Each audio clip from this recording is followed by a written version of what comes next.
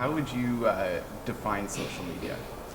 Social media is a platform that enables people to easily communicate.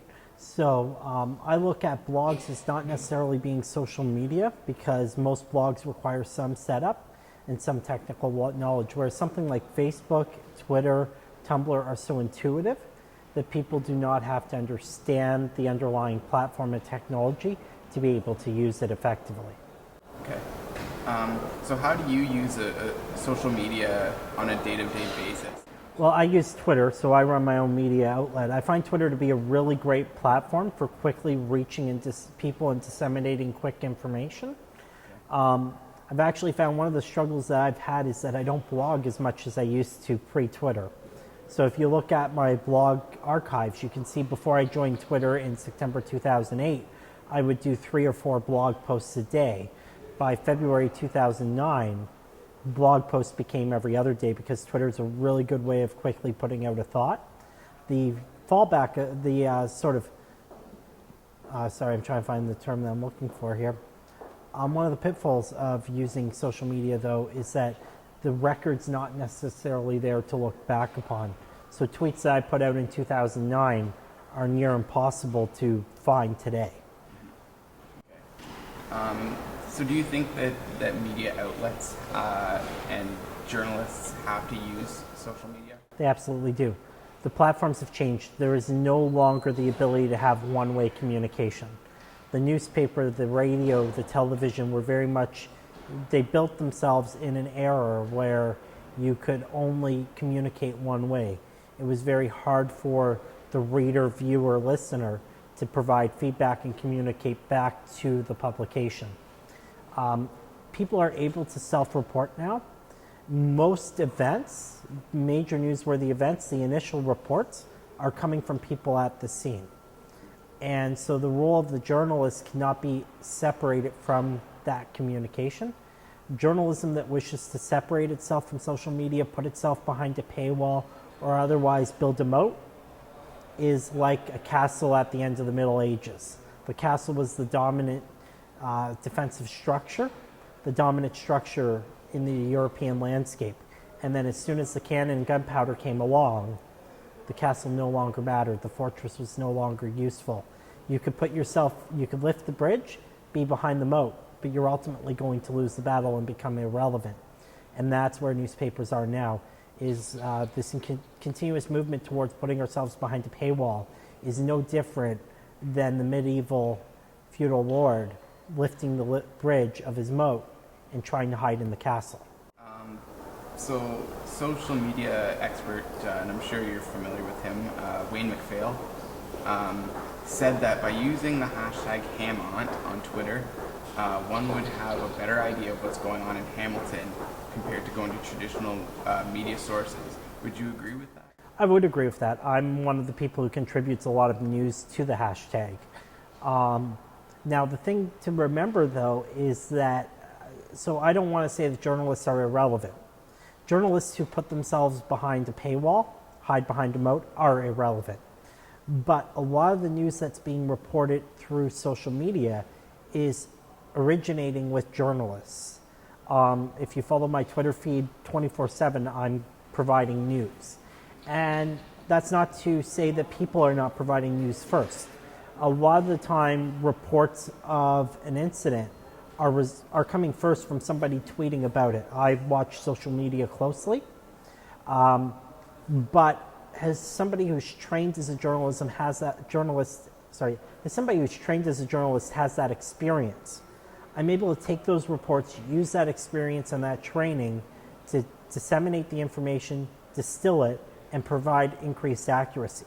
And again, I want to be clear, that's not to say that people are inaccurate. When I started as a journalist, I made a lot of mistakes. Experience teaches us a lot, and citizens can do it just as well as journalists. So we need to be mindful of that as journalists, that there's nothing special about us. We're not a priesthood. We're just citizens that are paid to be more informed and more engaged than others. So what are some advantages and also some disadvantages of using social media in journalism? The advantages are connecting with people you may not otherwise meet, getting around official sources. And I find it to be great for immediately determining the extent of an event. So, for example, about a week or two ago, there was a report of a large explosion in Stony Creek. And my media competitors were one-upping each other to make it seem more sensational, more newsworthy, if you would.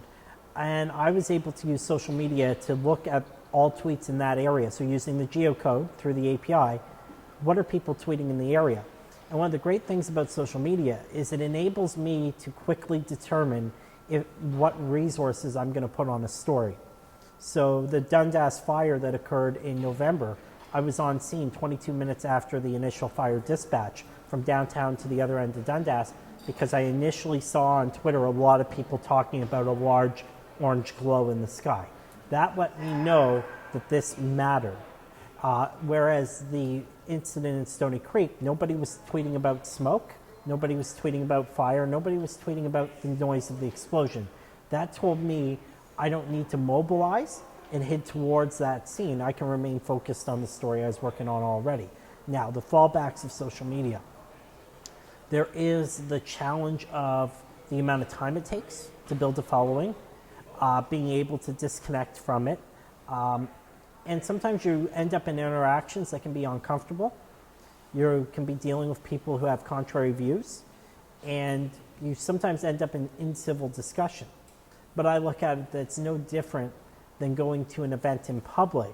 The only difference is that it's more visible, it's more transparent, and there's that permanent written record. The other thing with social media is you can't be false. You have to be sincere. And I think one of the challenges for journalism is accepting that we're fallible and quickly saying, I don't know the answer to that. And I know that I had a struggle with that when I first joined social media in 2008, which was, how do I admit I don't know the answer to that? Because my brand, my whole reputation is I'm the guy who knows my beat. Do you think that people are relying on social media for news instead of going to the traditional sources? Yes and no. Generally, no. People are looking for confirmation. They want to make sure that it's accurate. One of the advantages I have is the reputation and brand for accuracy.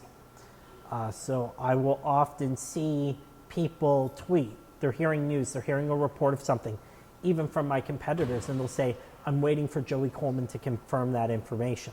So they're still looking for confirmation from trusted sources. It's no different than being at a bar and the guy 3 stools over from you is telling a story, and then you're going to the person to the other side of you to your left going, is that true? Because that person to your left has credibility that the person to your right over 2 stools, 3 stools has not yet earned. That doesn't mean that they're not creditable, but they're not known as creditable. So people are still doing that. But they are turning more and more to real-time information to their peers, to their neighbors. And I think that part of the reason for that is journalism likes to think of itself as withdrawn and as above the crowd.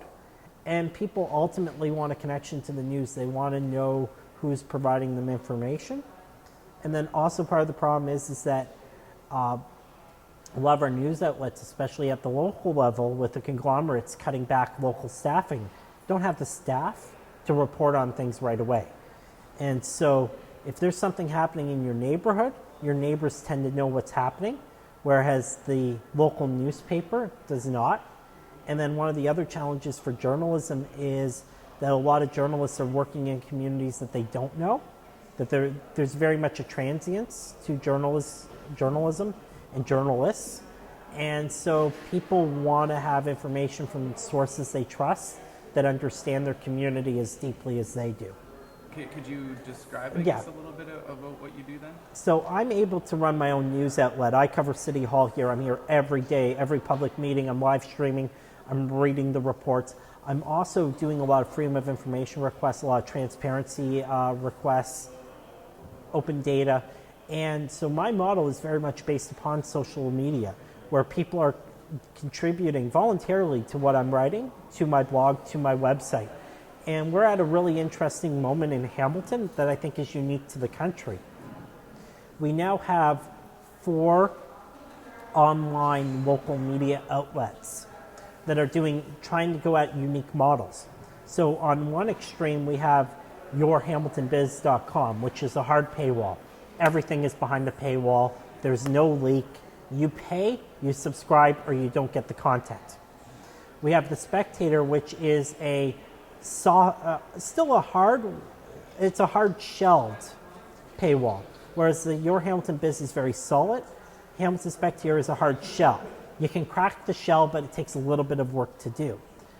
You have CBC, which is the taxpayer-funded model, and they're trying to do something digital only that's very unique without a paywall. And you contribute involuntarily through your taxes. And then you have My Outlet, which is voluntary. So there's no paywall. There's no taxpayer funding. I rely upon people to say, we believe in high quality content that we're willing to pay voluntarily for. We don't have to pay, but we're willing to. And which of those four models is going to succeed? Or which, actually, it's not even a one of four.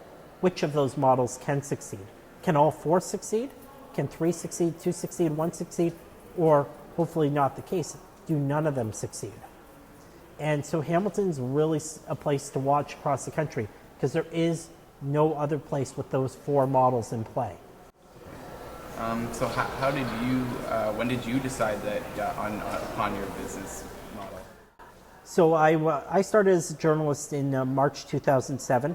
I started blogging in 2004. I got hired by Maclean's in 2007. They recruited me. I didn't apply for the job. They interviewed a lot of people for the position I had, and they decided that I was the best fit and recruited me. So I started with Maclean's. I was there for 2 years. I really enjoyed it. And then I went to the Globe and Mail. I was with the Globe and Mail for 2 years. In 2010, I took the summer off from national reporting and came here at Hamilton and took a summer position at the Spectator. I needed a break from what I was doing, and then I also wanted to get a sense of, do I want to return to my local community reporting? And I did.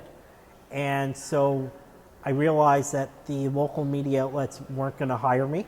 The Spectator, because they're not an online news outlet. CBC, because they didn't want to hire anyone local as part of their experiment. And a lot of people, when I said, okay, it's time for me to get out of journalism and go find a steady paying job doing something else, a lot of people in the community said to me, no, we're willing to contribute. We're willing to help fund your journalism.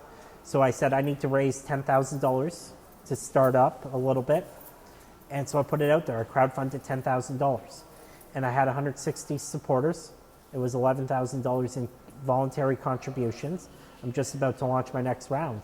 And it comes down to people like that. I'm at City Hall. They may not tune in. This morning was Audit, Finance, and Administration. 4 people tune in. This afternoon is Emergency, Community, and Social Services. I expect about a dozen people to tune in. But for something big, I can have hundreds of people tune in, but I have thousands of people that are aware that I'm there.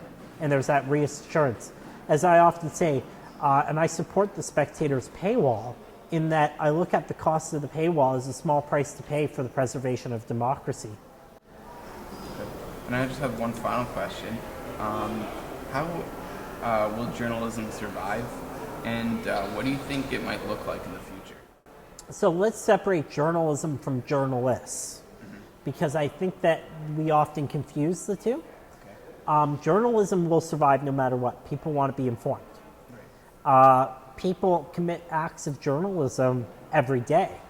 They report upon something that's happened in their community. They're not journalists, but they're committing journalism. So I'll rephrase your question, if you allow me, to how will the traditional journalist survive? The person who makes their living solely from doing journalism, that can afford a house, can afford to raise a family, can afford to put their kids through college. It's going to survive by regaining its credibility. Look at public opinion polls. The public holds journalists in the same disdain that they hold politicians. And we need to address that. As journalists, we need to sit back and not say, well, the public doesn't understand what we're doing. Let's assume for a second that the public doesn't understand what we're doing. Why don't they? How do we increase that understanding? Journalism can only survive when it regains the public trust, when it regains its credibility. People are willing to fund what they feel is creditable. People donate to charities because they believe that those charities are committing good works. And I'm not saying journalism is a charity, but people need to have trust in journalism. So it'll come down to trust again. The old business model, I think it needs to collapse. There's a lot of inefficiencies. One of the things that I'm trying to do, and it's simple game theory, is go to Toronto at least twice a month to cover news that is relevant to Hamilton. Be that a couple of weeks ago, Metrolinx did a speech. The head of Metrolinx gave a speech to the Toronto Board of Trade. As part of that speech, he talked about light rapid transit, which is a major issue here in Hamilton. I got on the GO train, I went to the event, I live streamed it. Now my competitors in Hamilton need to cover that type of stuff as well. I'm going to cover Queen's Park. What we need to do as journalists is rebuild at the local level so that Hamilton has a reporter at Queen's Park at Ottawa again. And if the top 25 cities in Canada all have a reporter at their provincial legislature and a reporter at Parliament Hill, we've just increased the employment of journalists by 50 people. And we're re-sparking competition. Part of the challenge of journalism is that we had conglomerates that consolidated the industry. So no longer does the Hamilton Spectator, a major daily newspaper, have reporters reporting upon local issues at the provincial and federal level. That's how journalism is going to be rebuilt. It's going to be local, and then it's going to be local people assigned to bureaus, much the way it was during the so-called golden age of journalism, where every major paper had bureaus. The Hamilton Spectator has no bureaus left, and it's not the only paper of that nature. Whereas you look at something like the Winnipeg Free Press, which continues to employ a lot of journalists, continues to have bureaus, it's local ownership. So we as journalists, we need to start rebuilding our trade at the local level, and we need to accept that the old model is dead. And the longer that we cling on to that model, the more people who we will not define as traditional journalists will step up to fill the void and run their own sites. One only needs to look down to America, where a lot of the most influential sites covering Washington are by people who have no traditional journalism training, and that has resulted in traditional journalists, the people who've gone through journalism school, and I'm not one of them, finding themselves having a more and more difficult time finding employment in journalism. And the other thing, too, to keep in mind is public relations is professionalizing. And that was an avenue for journalists to go into for employment. So journalists, especially people of your age who are training, are facing a real daunting challenge. Reinventing the trade in an ecosystem where those traditional barriers to publication and access to information no longer exist.